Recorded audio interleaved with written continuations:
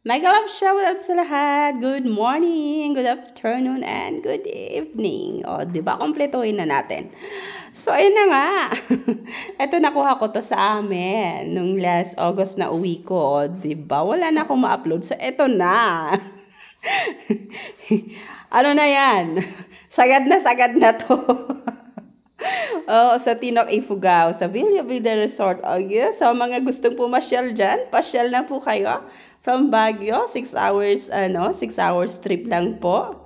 Ang bus po natin is 350 pesos. O, diba? Ayan, may discount kayo sa mga nanood ng videos ko. Okay, so let's enjoy ulit sa panonood.